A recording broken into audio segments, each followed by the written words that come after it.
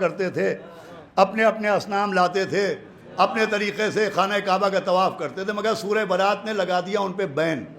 میں کہوں گا پالنے والے خلیل کی محنت ہے، بیت اللہ ہے، تیرا گھر ہے، آنے دیتا، شاید آتے آتے سدھر جاتے، شاید آتے آتے سدھر جاتے۔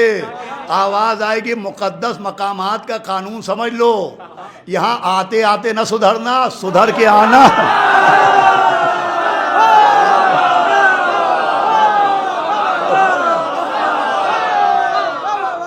تو عزیزان گرامی، جیسے اگر کوئی کلمہ پڑھے بغیر نماز پڑھے شریعت روک دے گی، کلمہ پڑھے بغیر اسلام لائے بغیر کوئی روزہ رکھے شریعت روک دے گی، کوئی کعبے میں جائے شریعت ٹوک دے گی۔ ویسے ہی نبی کی نصرت کے لیے شرط ہے ایمان، عبادت کرنے والے کے لیے مسلم ہونا ضروری ہے، اور نبی کی معصوم کی نصرت کرنے کے لیے مومن ہونا ضروری ہے۔ ایمان کے بغیر نبی کی نصرت ہو ہی نہیں سکتی، اور اگر کوئی کرے تو نبی قبول نہیں کرتے۔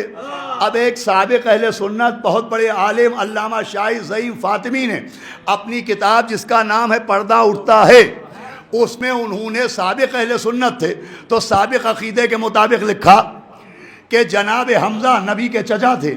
ایک دن جناب حمزہ کو کسی نے بتایا کہ ابو جہل نے پیغمبر کی شان میں گستاخی کی، تو جناب حمزہ نے وہ لکھتے ہیں ابھی تک کلمہ نہیں پڑھا تھا، لیکن نبی کی محبت میں اپنی تلوار کی نیام جو لکڑی سے بنی تھی وہ لے کے دوڑتے ہوئے آئے اور ابو جہل کے سر پر ماری، اور نبی کے پاس پہنچے تو نبی نے کہا چچا جان ابھی میں آپ سے راضی نہیں ہوں، پہلے کلمہ پڑھیے پھر میری نصرت کیجیے گا، پہلے کلمہ پڑھیے پھر میری مدد کیجیے گا۔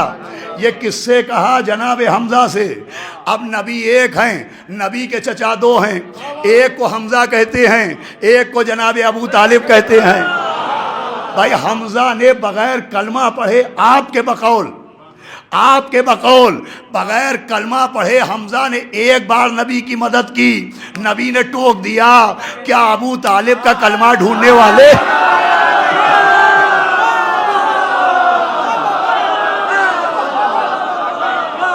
یہ بتانے کی زحمت فرمائیں گے کہ حمزہ نے ایک بار مدد کی، نبی نے ٹوک دیا، ابو طالب نے بار بار مدد کی۔ کبھی ابو طالب سے کیوں نہ کہا کہ پہلے کلمہ پڑھیے پھر مجھے کافروں سے بچائیے گا، پھر میرے بستر پر علی کو سلائیے گا؟